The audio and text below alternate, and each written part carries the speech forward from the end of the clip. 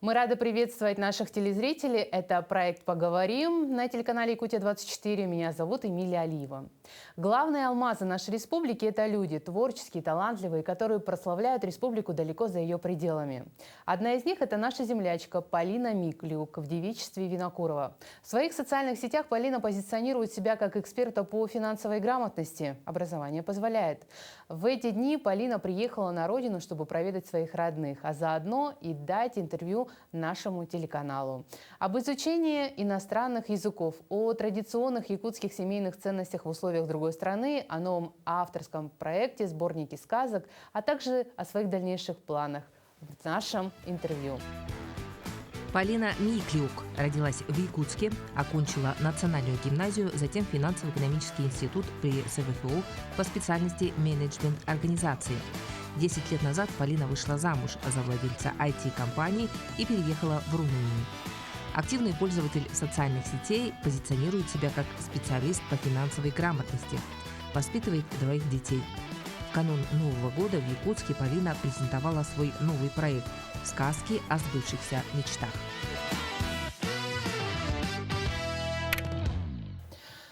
Полина, с приездом тебя. Сколько времени тебя не было дома? Слушай, давно. Я приезжала в последний раз в 2019 марте. Это, получается, 4,5 года уже. Почти. Очень Якутск изменился. Так прямо радостно приехать домой. А до этого тоже я приезжала давно, в 2017. И каждый раз я приезжаю по неделе. То есть это довольно маленькое время, когда нужно встретиться с друзьями.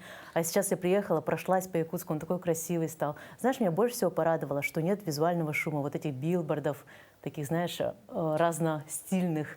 И очень красиво все смотрится. Все бело-бело. В то время, когда мы здесь еще жили, в то время администрация города проводила определенную работу, чтобы в единый стиль все это привести. Поэтому результаты ты то есть уже видишь, что город стал намного еще лучше и красивее. Ну, знаешь, что меня еще удивило? Что? Это 203-й микрорайон. А что там? Когда я уезжала, его не было. Меня удивило, что он вообще появился, потому что когда я уезжала, 202-й заканчивался на доме с часами.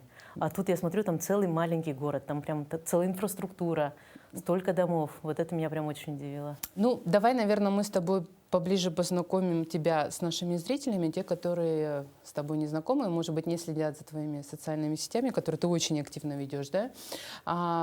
Ты родилась и выросла в Якутске. Да. Дальше что у нас по сценарию жизни? Я родилась и выросла в Якутске. И училась во второй школе, закончила национальную гимназию вследствие. И после этого я закончила финансово-экономический институт. И после этого я открыла журнал. Назывался он журнал «Облик». Я была его издательным и главным редактором. И через какое-то время, вот я не помню, напомни ты мне, через год, через два... Через года полтора, наверное, в средний возьмем отрезок, да? Ты поехала... Я поехала в Пекин. И, соответственно, главным редактором и издателем стала ты этого журнала. И после этого я уехала в Пекин. В Пекине я училась год, учила китайский язык, и потом переехала в Москву. В Москве я устроилась на работу в Microsoft в отдел маркетинга.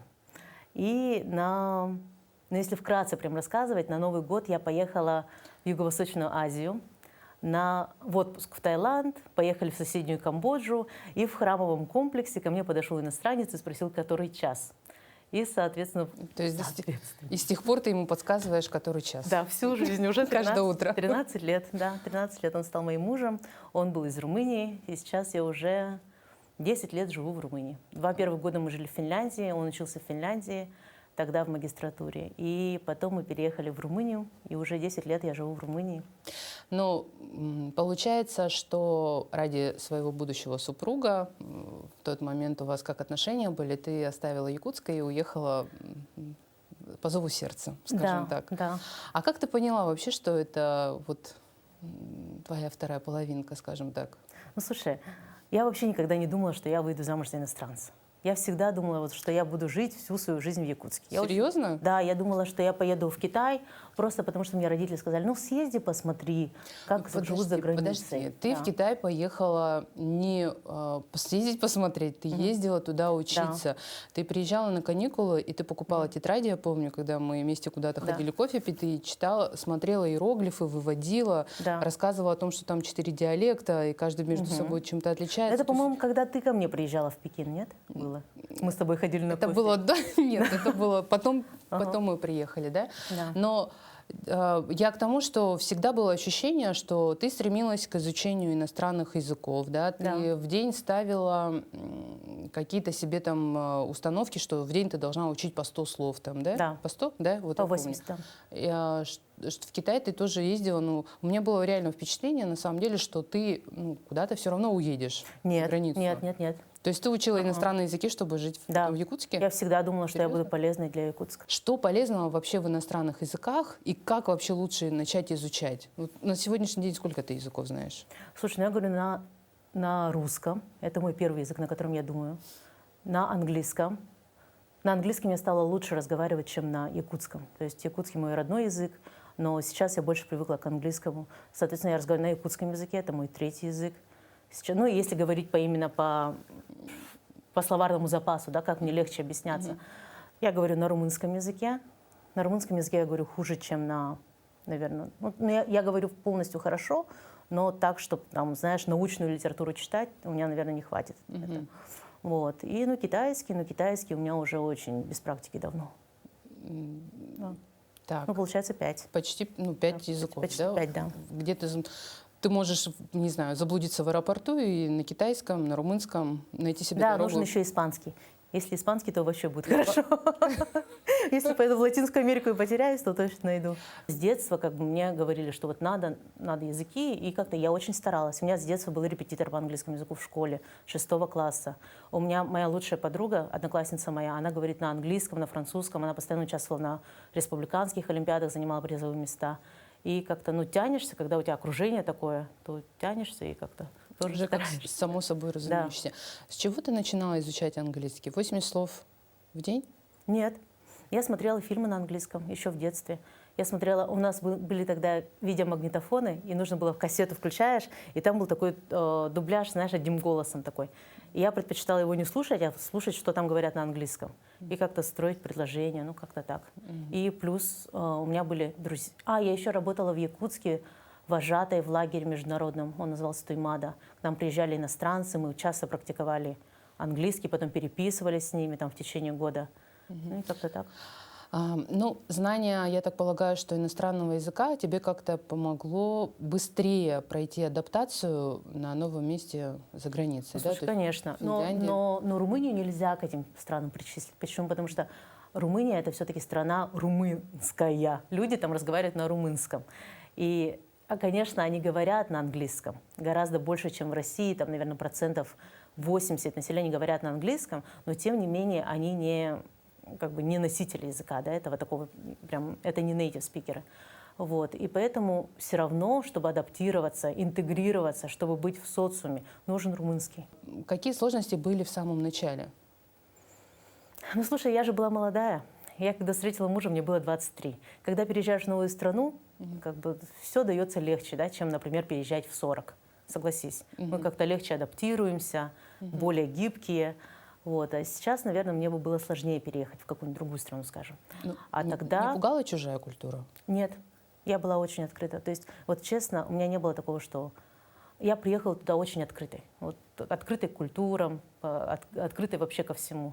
То есть Насчет тебя вообще нет каких-либо сомнений, да, потому что, ты такая вот, тебя друзья, родственники называют Полли. Вот этим все можно обращением, в принципе, объяснить и понять. А по поводу семьи, как тебя приняли? А вдруг бы у тебя, не знаю, супруг оказался бы абьюзером? Сколько таких историй в стране у нас, когда выходят все счастливо замуж, а по факту потом через какие-то годы там начинаются какие-то судебные разбирательства и так далее, и так далее. Вот не было такого страха? Нет. Ты была настолько открыта, что даже задних мыслей нет, каких-то не... Конечно, но это же чувство, как сказать, чувство безопасности, да, того, что я знала, что если мне что-то не понравится, вот в любой момент, я всегда могу уехать. Какие-то справки наводили по поводу супруга? Нет, но что у меня было всегда, что я знала, да, то, что у меня всегда есть деньги на счету, что в любой момент вот что-то мне не понравится, ну не то, что что-то мне не понравится, да, а в плане, если там какой-то конфликт, у меня есть свобода выбора, того, что я могу вернуться домой, я могу поехать куда угодно, да, и вот эта сумма денег у меня должна быть всегда на счету. И это дает очень большое чувство безопасности, того, что у меня есть свобода. Вот это. За 10 лет у тебя родились двое прекрасных мальчиков. Да. Да? В какой культуре ты их воспитываешь? Вот, ну, понятно, что они в румынской культуре растут, да, у себя на родине, так сказать. Но знают ли что-то они о Якутии, о своей бабушке, дедушке, которые живут в Якутии, да, по сей день? А какие-то, может быть, якутские слова? Может быть, ты что-то их там, когда пытаешься, там, не знаю, воспитать или осадить, там где-то говоришь что-то на якутском, что, может быть, свекор не понял? Нет. Но что мои дети, они очень хорошо знают, то, что они якуты.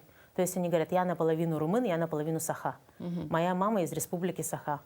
И когда родился мой первый сын, первые полгода я разговаривала только на якутском с ним. Ну, то есть у меня была какая-то идея фикс, что я вот хочу, чтобы он говорил на якутском. То есть вела подрывную работу в Румынии? Не то, чтобы... Ну, просто знаешь, когда вот душа разговаривает на якутском, то ты как бы не можешь со своей частичкой, со своим ребенком, ты разговариваешь на языке своей души. Муж как реагировал? Хорошо, очень Да? хорошо. Он якутский уже выучил, наверное? Но он знает пару слов, да. Ну вот, и я поняла, что у меня все-таки не то, что словарного запаса не хватает, мне не хватает сказок на якутском языке. Там, ну все вот это должно быть, такой вот environment, он должен быть на якутском, да, чтобы все это поддерживать. И тогда я перешла на русский с ним. Я ему показываю мультики на русском языке, читаю сказки на русском языке, рассказываю сказки на русском, ну в смысле придумываю. И мой старший сын, он очень хорошо понимает русский язык.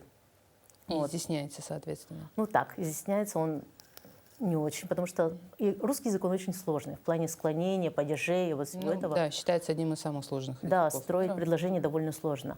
Младший, он хуже, потому что когда родился второй, у меня уже была няня, у меня уже были свекры, очень близко от моего дома они живут, поэтому он больше такой румынскоговорящий человек. Старшему моему 6, его зовут Алекс, младшему 4 года, его зовут Макс. А почему, Алекс? Я помню, ты говорила, что если у меня родится сын, Что я там говорила? ты говорила, моего сына я назову Лексусом. Помнишь? Нет.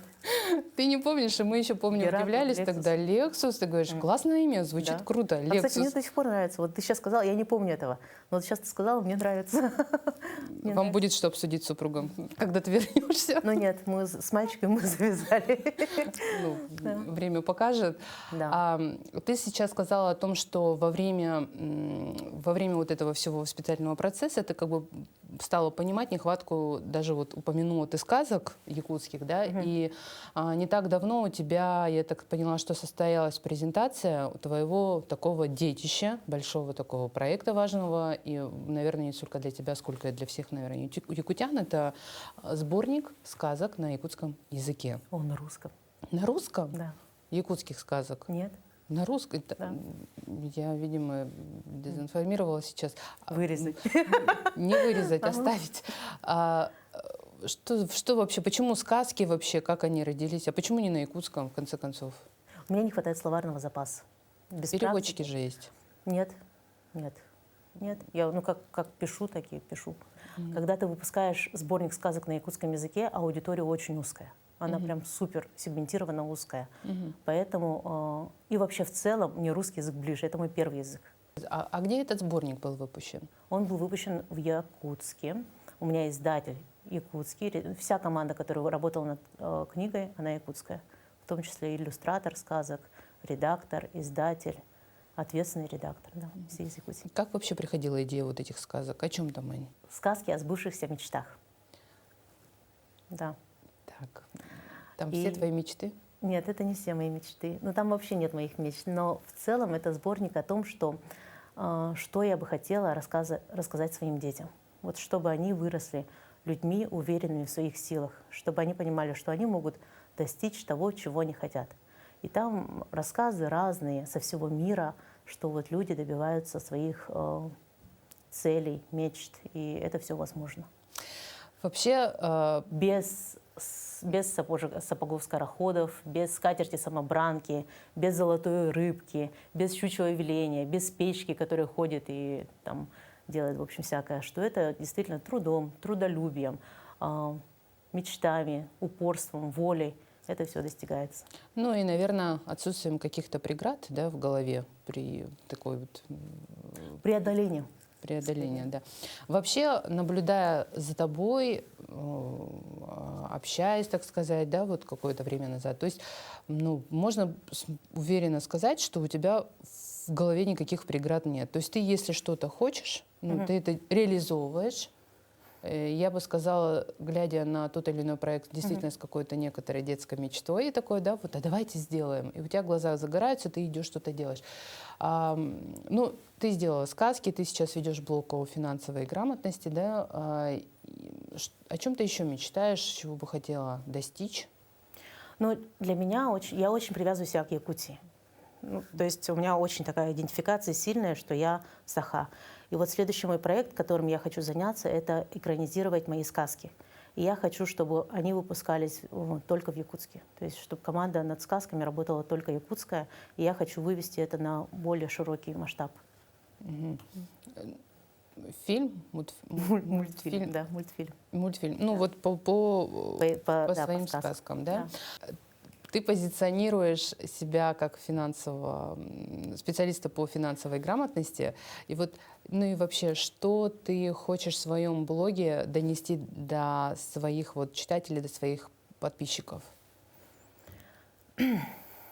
Я хочу донести одну простую мысль, что не бывает волшебной таблетки, что всего можно достичь, но это можно достичь трудом, своим интеллектуальным трудом. И все возможно, но без вот таких вот там серых каких-то схем, финансовых пирамид и всего такого. И есть определенные формулы. Если ты копишь деньги, если ты зарабатываешь, да, с каждым годом все больше, тратишь меньше, то у тебя будет что-то, что ты можешь инвестировать. Когда ты постареешь, а постареем мы все придем, надеюсь, да, вот большинство из нас придет к пенсии. Пенсия составляет сейчас 21 тысячу рублей. Ну как на эти деньги жить? И вот я хочу, чтобы было больше людей, которые в своем прекрасном возрасте, потому что 65 лет – это прекрасный возраст, люди умирают, ну, скажем, там, в 90, да, это получается у нас 25 лет жизни еще. Ну, как жить на пенсию? А хочется помогать внукам, хочется покупать им подарки, хочется путешествовать, наконец-то, да, когда у тебя нет работы. Вот. И я хочу, чтобы люди наслаждались этим моментом. То есть сейчас я работаю, это очень долгосрочный проект, то есть мои читатели в моем блоге – это примерно люди моего возраста. И если они начнут инвестировать, копить сейчас, зарабатывать каким-то образом больше, там, потому что это на самом деле это вызов. Каждый раз работать над своей финансовой грамотностью и с финансовой ситуацией – это вызов самому себе. И я хочу, чтобы к 60 или к 65 годам люди сказали, вот я читал блог Полины, и здорово, что сейчас я на пенсии наслаждаюсь своей жизнью. Ну, то есть это очень долгосрочный проект. Все финансовые эксперты, мужчины, говорят, что женщинам гораздо сложнее копить, потому что женщины больше такие вот эмоциональные. То есть она может накопить, ну, условно, 100 тысяч рублей, увидеть там какую-нибудь новую сумочку из коллекции, там, да, и пойти потратиться. И, ну, мужчина устоит, потому что у него цель важнее, главнее впереди маячит, да, а женщина пойдет и потратит. То есть у тебя у самой есть такие вот сложности? Ну, конечно, сложно, я же тоже человек. Увидела туфли красивые, увидела сумочку красивую, помада классного цвета, такого оттенка еще нет. Да, конечно, но каждый раз я помню, что у меня есть цель. Ну, вообще, в целом, что легче всего сделать, это выделить себе какой-то бюджет на эмоциональные покупки. То есть знать примерно, что вот за вот эту сумму я не захожу. И все. Какая-то формула, вот коротко для наших зрителей, если можно, чтобы формула, чтобы можно было быстро накопить. Формула, чтобы зарабатывать больше, тратить меньше и все откладывать. Есть очень много людей, которые, например, записывают свои расходы, да? А зачем? Вот, например, ты не записываешь свои расходы, да? Я Да. Записываю. Ну вот, и что делать с этим вот потом? Что, с расходами? Да, что ну вот ты записала, ты Ну, посмотрела. подожди, во-первых, я планирую свои расходы, Да. точно, да? То есть я очень изменилась. Эмилия, ты Я заранее планирую, как бы, бюджет, да, поэтому если куда-то я могу зайти, конечно, я понимаю, но и в том числе я даю отчет, что в будущем мне придется где-то сократиться, что очень нежелательно. Поэтому, ну, важно же понять проблему, да, то есть ты понимаешь, что да, эмоционально, поэтому я себя ограждаю от каких-то вот соблазнов. Я людям советую знать свои средние ежемесячные расходы. Что значит средние ежемесячные расходы? Это все твои расходы за год, разделенные на 12 месяцев. И это именно расходы, не доходы. И потом мы смотрим на эту сумму и сопоставляем ее с доходами. То есть доходы должны быть, соответственно, больше, да, чем ваши расходы. Вот не так давно ты написала, давай вот перейдем, наверное, к завершающему блоку. Ты сдавала экзамен, да, на получение румынского гражданства. Да. Но вот давай для несведущих, для чего это нужно гражданство, какие тебе от этого будут, скажем так, плюшки, да, и чем тебе плохо живется с российским гражданством, учитывая, что ты уже 10 лет там, ну, прекрасно строишь свои планы, реализуешь, добиваешься. Ну, во-первых, я хочу ходить на выборы. Это социум, в котором я живу. И для меня важно иметь право голоса, потому что я хочу голосовать за своего мэра. Для меня это важно. Вот. И второе, то, что для меня еще важно, и будучи гражданином Румынии, мне не нужны визы по Евросоюзу. И, ну, у меня сейчас, в принципе, есть виза, она на 3 года, но каждый раз мне ставят печать в паспорте. И у меня паспорт очень быстро заканчивается. Что пришлось изучать для того, чтобы вот, ну, прийти сдать документы? Какой там вообще алгоритм действий? Ну, если коротко. Без... Ой, ну, там коротко и не скажешь, очень долго, на самом деле. Нужно собирать справки все. Эти справки, что я не совершала никакого криминала в России. Ну, что ты послушная, соблюдаешь законы, понятно, а языки?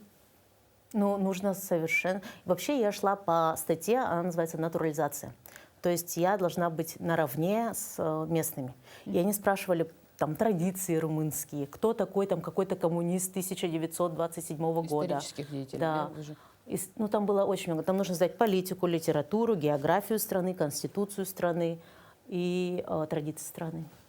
Писателей, там, философов. Что сложнее всего или что легче было изучить? Ну, наверное, традиции ты в составе семьи быстро изучила, да?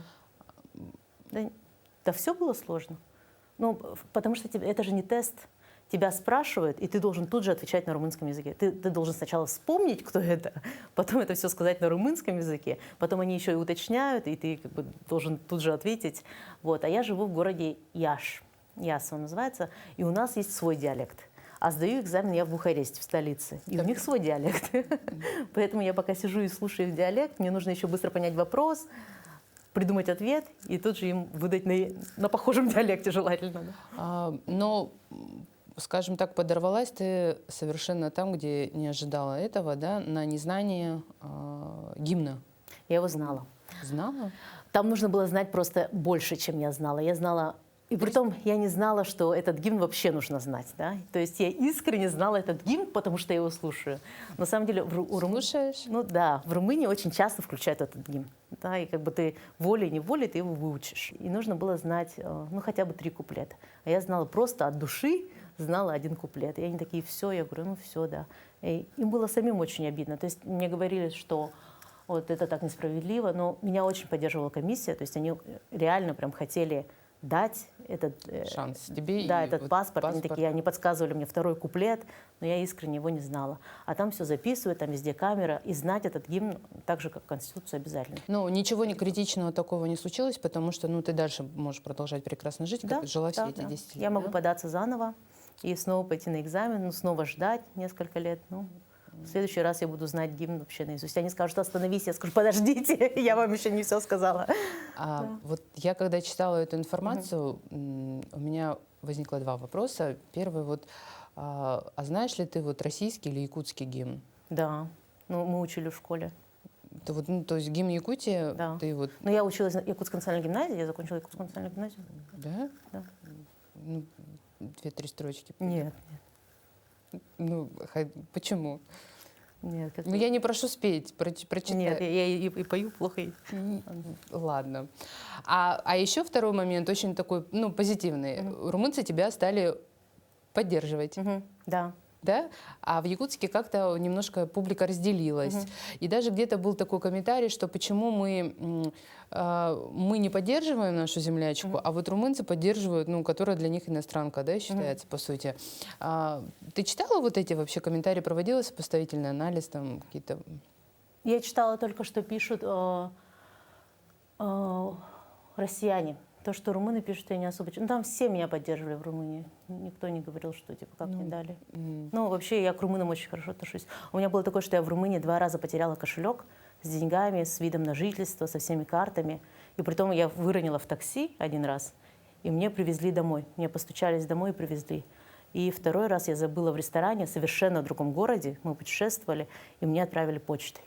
Какие милые, ну прям очень честные. Ну, да? нет, я бы не сказала, что все румыны такие, обобщать нельзя. Но вот, видимо, это мое какое-то такое отношение. И вот все вот это так работает, что мне каждый раз возвращали. Что твое искреннее доброе отношение к Румынии Возвращается, да. тебе обратно, я Да. бы сказала, даже Да. в двойном объеме. Полина, спасибо тебе огромное за такую интересную беседу, за мотивационные какие-то формулы. В том числе, я думаю, наши зрители что-то для себя непременно полезное извлекут. Вот, приезжай почаще, потому что, думаю, тебя ждут, любят. Вот, и пусть все твои проекты, все твои мечты и желания исполнятся непременно Спасибо в лучшем виде.